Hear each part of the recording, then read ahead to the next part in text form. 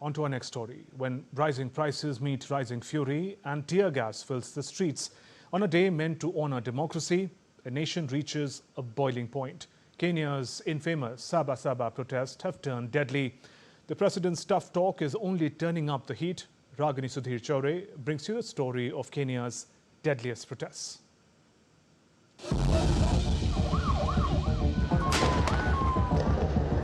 July 7th, 2025.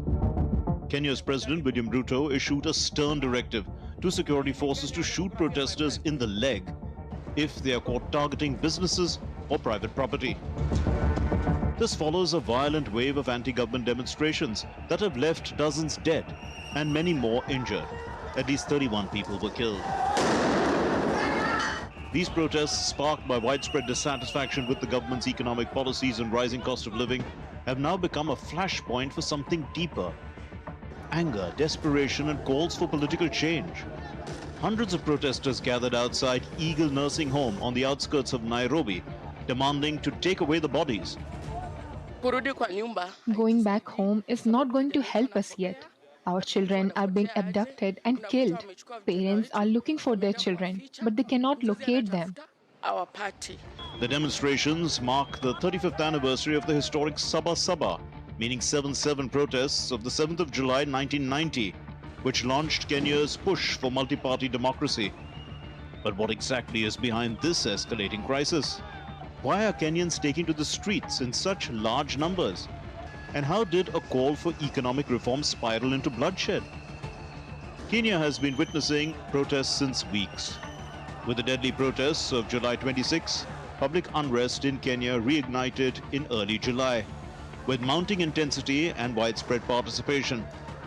On July 1st, spontaneous demonstrations broke out in major cities including Nairobi, Kisumu, and Mombasa, as thousands took to the streets to denounce the high cost of living, oppressive tax proposals, and alleged government mismanagement.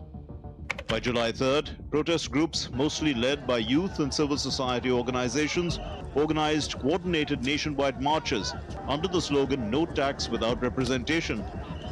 On July 5th, clashes erupted between protesters and heavily armed police, leading to injuries and arrests. The situation escalated dramatically on July 7th when security forces opened fire on demonstrators in Nairobi's central business district, drawing international condemnation. Then on July 9th, President William Ruto gave his controversial directive to the police: shoot protesters in the leg if they destroy property, a move that sparked even greater outrage and intensified demands for government accountability. As of July 10th, tensions remain high, with fresh protests planned and human rights groups calling for independent investigations into police brutality. I saw them saying that they won't wait for the elections in 2027.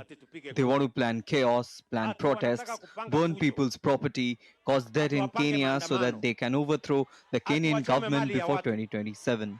I dare them to try. They will not believe. They should try. Kenya is a democratic country. You cannot tell us you will cause chaos to overthrow the Kenyan government. Human rights groups and the United Nations have strongly condemned what they described as excessive and disproportionate use of force by the Kenyan police. They argue that the government's response is inflaming, not easing the unrest. So what led to this moment?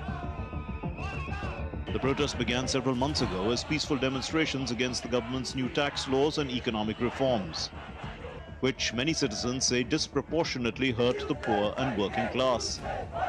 Food prices have soared, fuel costs have spiked, and unemployment, especially among youth, remains alarmingly high. But as the cost of living crisis deepened, so did the frustration. Opposition leaders have rallied support across the country, calling for accountability and transparency, accusing the Ruto administration of betraying its campaign promises. But President Ruto is now pushing back, accusing his political rivals of inciting violence and attempting to remove him from power through illegal means. He warned them in no uncertain terms: stop sponsoring and using violent protests. You will not succeed in taking power by force. This language is raising alarms. Is Kenya headed towards deeper political instability? The original Saba Saba protests were a key moment that helped usher in multi-party democracy in Kenya after years of one-party rule. The response of the then government under President Daniel Arap Moi was brutal. Many protesters were arrested, while at least 20 were reportedly killed. Since then, Saba Saba has come to symbolize civic resistance and the fight for democratic freedom in Kenya. And today Kenya stands at a critical crossroads. The streets remain tense, the people remain defiant, and the world is watching. Is the president's approach a bold move to restore order or a dangerous crackdown on dissent? Can force bring peace, or will it only fuel more unrest? As the government vows to prosecute violent demonstrators, civil society organizations are calling for an independent inquiry into police conduct. Will dialogue and democratic processes prevail, or will the cycle of protest and repression continue? Only time will tell. Ragini Sudhir Chore's report for DD India.